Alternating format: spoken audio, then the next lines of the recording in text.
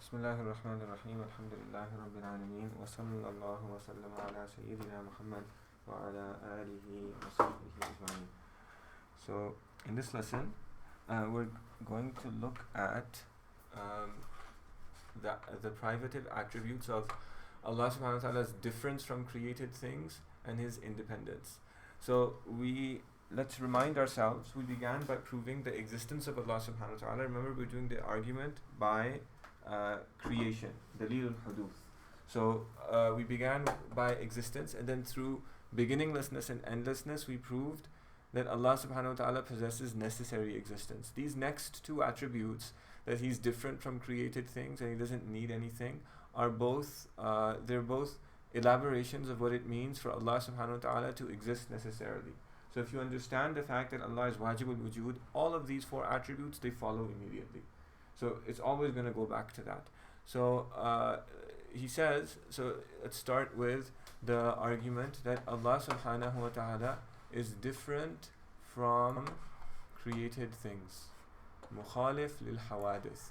Now, different from created things. Now, immediately it says, you can see difference from created things.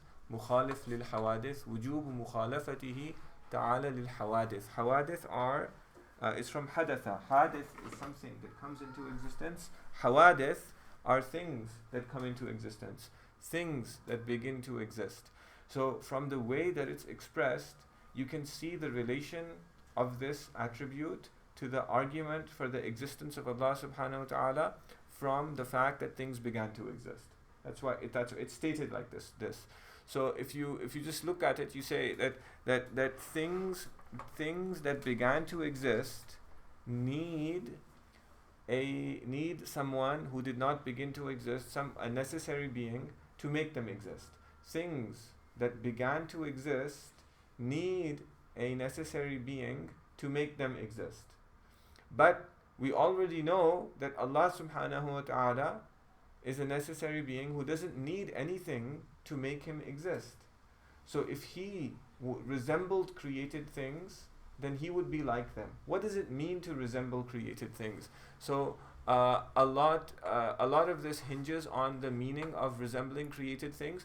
The way that the scholars of Ilm al-Tawheed did it, they said that what is it that exists? They looked at the universe, and they said that the universe, everything in the universe, is made up of physical objects and their properties, ajram and a'rad, everything.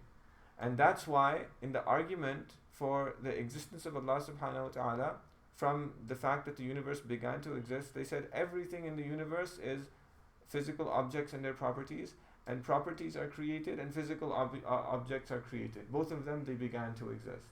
So what would it mean for something to resemble the things in the physical universe? What it would mean is that it is a physical object. That's what it means for something to be something. That's the thing. That's what it means for something to be of the physical universe, or to resemble things in the physical universe. If something was not a physical object, then it doesn't resemble the things in the physical universe. So they looked at the physical universe, and they said that everything in the physical universe is a physical object or a property. They both began to exist. Now, if Allah subhanahu wa ta'ala resembled things in the physical universe, meaning that He was a physical object or He had the properties of the things in the physical universe, then He would have begun to exist. We've already proven that. We've already proven that the universe consists of physical objects and their properties, and they both began to exist, and they need someone to make them exist. Therefore, Allah subhanahu wa ta'ala, it's impossible for Him to resemble anything in the physical universe. Now, if we want to bring this argument down to our times, we saw that our natural philosophy has now changed. Our natural philosophy is modern science. So now in modern science, we believe that a modern scientific view of the universe, we believe that there are other things in the universe apart from physical objects and their properties. So physical objects is like things with mass, and things with mass can turn into energy. This is Einstein's famous equation, E equals mc squared. We know that there is, so the universe, so energy is something else. It's not a physical object and it's not its property. So energy, electromagnetic waves don't have mass, but they move energy through a vacuum. The universe is made up of something that physicists call space-time. And space-time, it's one thing, and it's expanding. It's growing larger. So this is the universe is made up of this, and this is something that is not a physical object and it's not a property. So if you wanted, now how would you do this? Now you would say, if you want, you would have to formulate a philosophical argument, which we did. We showed a philosophical argument, because the philosophical argument for the beginning of the universe returns to the fact that it's impossible for an infinite quantity of time to elapse. So you look at the physical universe. You say it's composed of all of these things, and all of these things are changing. There's events that are happening. Space-time it's changing. It's expanding. It's not possible for this expansion to continue without end forever into the past. This is the argument, that scientific argument. And then you say that the physical objects in the universe, they're changing, and it's not possible for there to be an infinite series of events into the past. In a similar kind of argument that the Mutakallimun used. So you would say, therefore anything that is mass or energy or space-time, all of these, anything that's like that, it must have begun to exist. Therefore Allah subhanahu wa ta'ala is none of these things. That's what it means for him not to resemble the universe. Because so this, in your natural philosophy, you have a high level view of the universe where you say everything in the universe is this, and Allah is not that. That's what it means for him to resemble the universe. That's where he's coming from. And that's why he says مُخَالَفَتُهُ تَعَالَى لِلْحَوَادِثِ, difference from created things. If you came from the argument from contingency, then you would say that it's necessary for Allah subhanahu wa ta'ala to be different from contingent things. And it would be the same kind of reasoning, because contingent things need someone to make them be the way that they are, and also just to make them be. Then if Allah subhanahu wa ta'ala was contingent like them, then he would be needy as well. So all of these things, they return to the necessary existence of Allah subhanahu wa ta'ala. That's why he says that the demonstrative argument for the necessary predication of difference from everything that began to exist. So he's saying that we have a predication. The predication is that Allah subhanahu wa ta'ala, Allah is different from everything that began to exist. This predication is true, and it's true necessarily. How do we know that it's true necessarily? He said that if he resembled anything that began to exist, how would he resemble something that began to exist? Well, in their times they would say, if he were a physical object or a property of a physical object, then he would have begun to exist.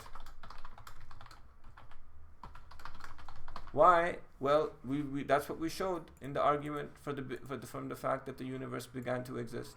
We said that this is what the universe consists of. It consists of physical objects and their properties, and they all began to exist. So we go back to the argument for the fact that the universe began to exist. So if he were a physical object or a property of a physical object, then he would have begun to exist. That's the major premise. The minor premise is, but it says over here, but that is impossible. What is impossible? It's impossible for him to begin to exist. We already showed that. But it is impossible for him to have begun to exist, capital H. Okay, so you have the major premise that consists of a antecedent and a consequent, muqaddam and tali. If A, then B, but not B, he did not begin to exist. Therefore, not A. He is not a physical property, physical object, or a property of a physical object, i.e. he does not resemble the universe. So the conclusion is, therefore, he does not resemble the universe. If he were to resemble the universe, then he would need someone, but Allah subhanahu wa ta'ala doesn't need anything. So let's keep in, in many of these, we're going to look at this again, but this is all the necessary existence of Allah subhanahu wa ta'ala. All of these attributes, they are all found in Surah Al-Ikhlas. So Allah subhanahu wa ta'ala in Surah Al-Ikhlas, he says, قُلْ هُوَ اللَّهُ أَحَدٌ. We'll look at that when we look at the argument for the oneness of Allah subhanahu wa ta'ala. Allahu Samad. Allahu Samad means, as-Samad is the one who is needed by everybody, but who he himself does not need anyone. What is this? This is the one who exists necessarily, who created everything in the universe. So the universe is in need, and the one who it needs cannot have that need. That's as-Samad. So when you look at the universe, you see Allah subhanahu wa ta'ala through the universe. You see Allah subhanahu wa ta'ala through the dependency of the universe. Through the dependency of the universe, you infer the existence of someone who is independent. And this independent one cannot resemble anything in the universe, because when we talk about resemblance, what we are concerned with, the only thing that concerns a scholar of ilm al-tawheed about the universe is its dependence. That's the only thing that concerns him. And he's not like the scientist that's looking for all of these other things. He's concerned with dependence. So what is it? So what the defining characteristic of the universe is its dependence and need, the faqr of the universe. And if Allah subhanahu wa ta'ala resembled it, he would be faqir like it. He would need someone like it. But we've shown that he doesn't. That comes in the argument for the existence of Allah subhanahu wa ta'ala, whether you go the contingency route or whether you go the creation route. So that's what this means, that the demonstrative argument for the necessary predication of difference from everything that began to exist to Allah Most High is that if he resembled anything that began to exist, then he would have also have begun to exist. He would be hadith, he would be contingent. But that's impossible, as explained above in the section on the necessary predication of beginningless and endlessness to Allah subhanahu wa ta'ala, when we saw that when we prove the beginninglessness and endless of Allah subhanahu wa ta'ala, we're proving the fact that he exists necessarily. So that's how this argument works. Finally, the last of the four attributes that are elaborations of Allah subhanahu wa ta'ala's necessary existence is his independence. His independence. In Arabic, this is called al-qiyamu bin nafs. Al-qiyamu bin nafs. I forgot to put the Arabic here. You will find it in the handout. So this is a misprint. So ignore this. But the Arabic, it goes that وَأَمَّا بُرْهَانُ وُجُوبِ قِيَامِهِ تَعَالَى بِنَفْسِهِ. So it's not وُجُوب مُخَالَفَتِهِ تَعَالَى لِلْحَوَادِثِ, but it's the burhan of قِيَامُهُ تَعَالَى بِنَفْسِهِ.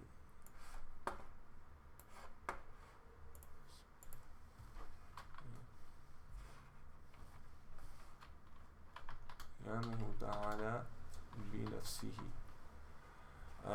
So what does this mean? قِيَامُهُ بِنَفْسِهِ. قِيَامُهُ بِنَفْسِهِ means that he qiyam can mean existence or subsistence. It means that he exists through himself. There's nothing that makes him exist. He doesn't need anything else to exist. He doesn't need anything else to be. And so I translated that as independence.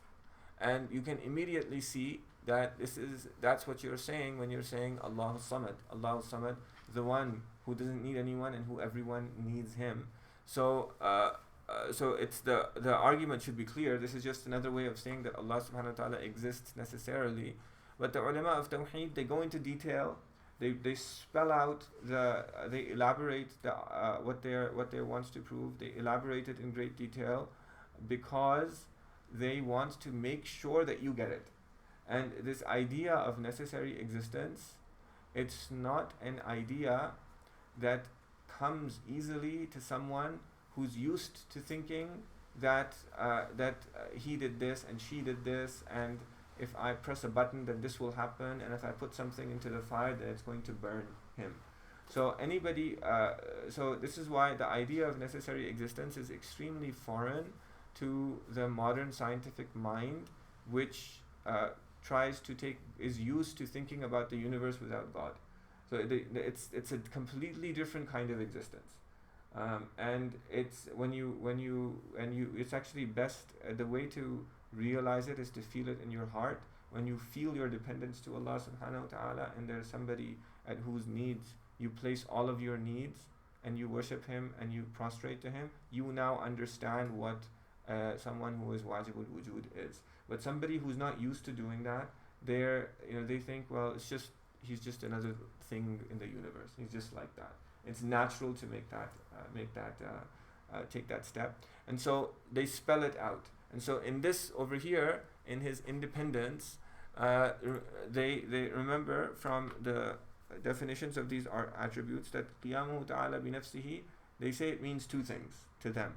The first thing is he's not an attribute. So that's what he tries to prove first.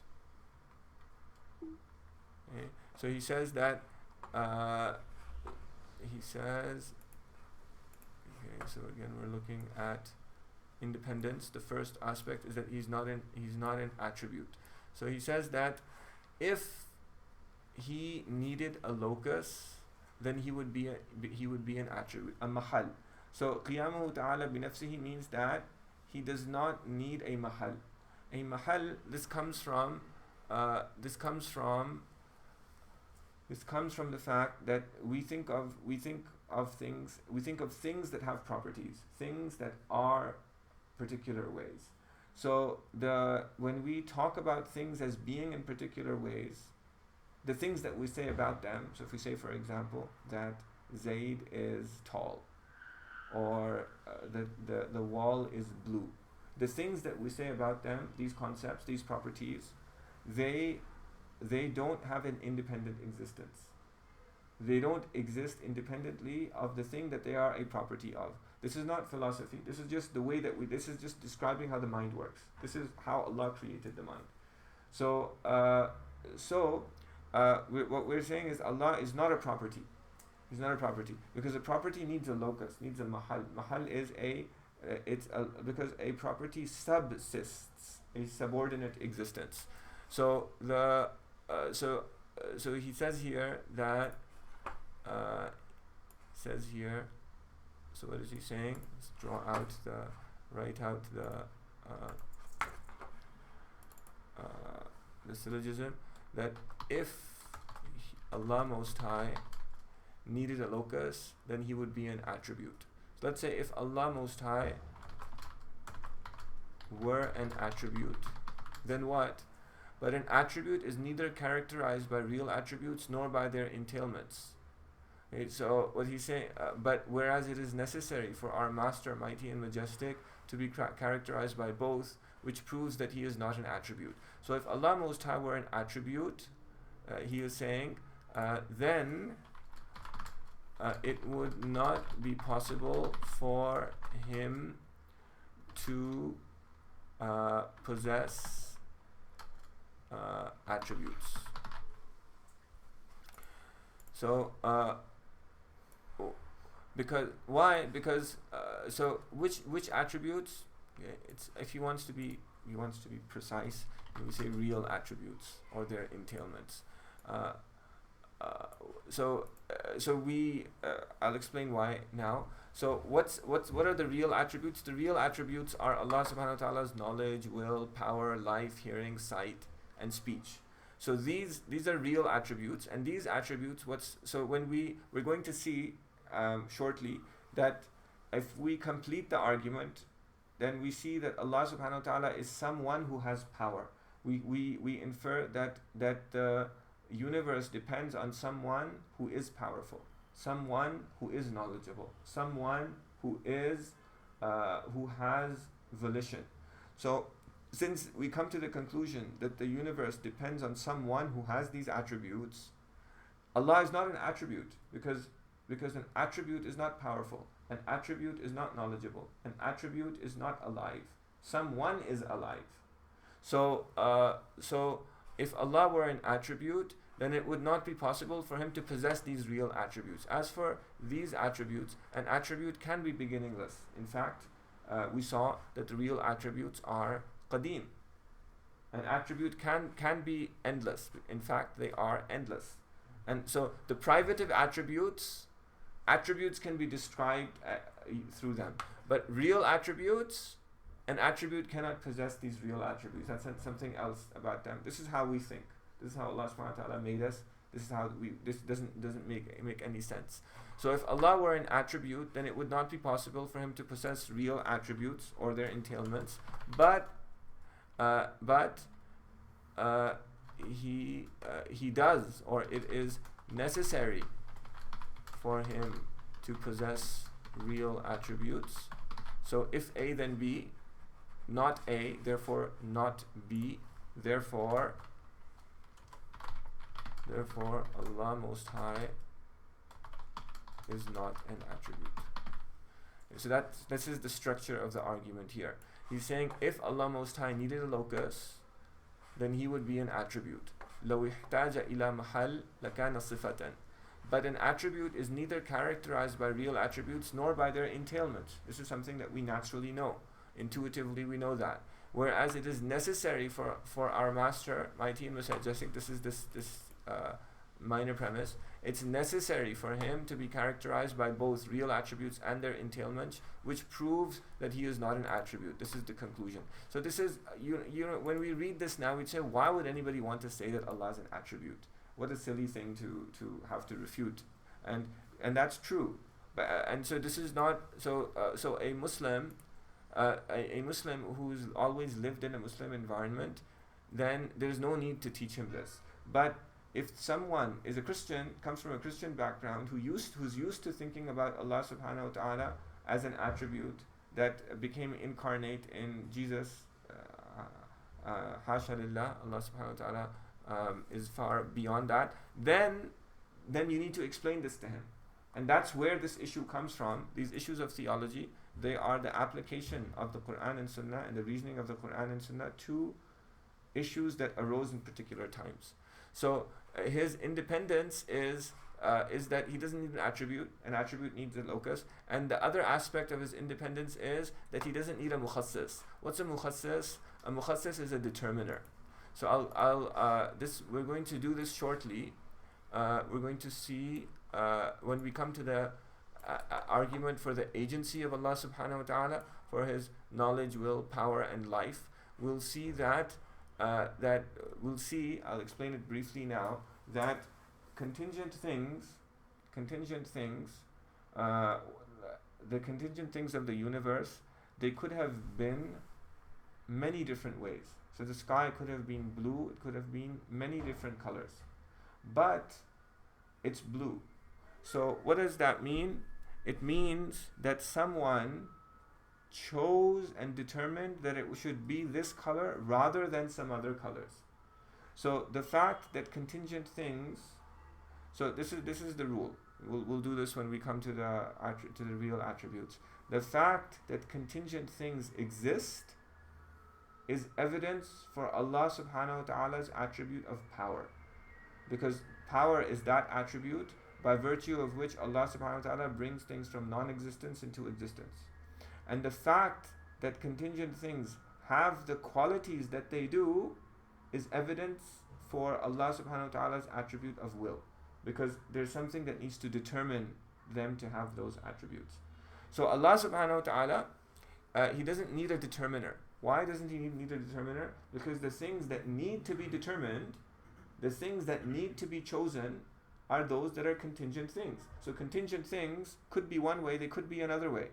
And so in order for them to be a particular way, in order for the sky to be blue, in order for the wind to blow, in order for the clouds to swirl, in order for for everything in the universe to be the way that it is, something needs to determine it to make it that way.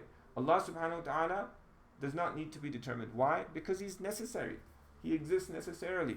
All this is just an elaboration of the necessary existence of Allah subhanahu wa ta'ala.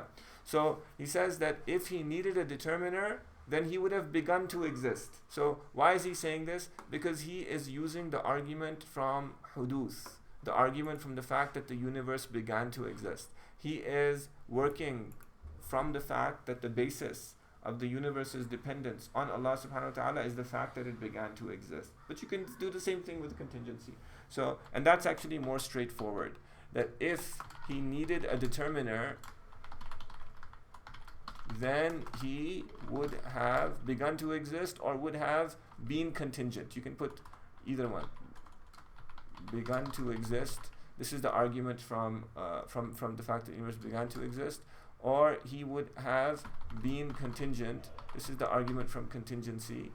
So, and both of them we know are false. That's what we proved. We proved that that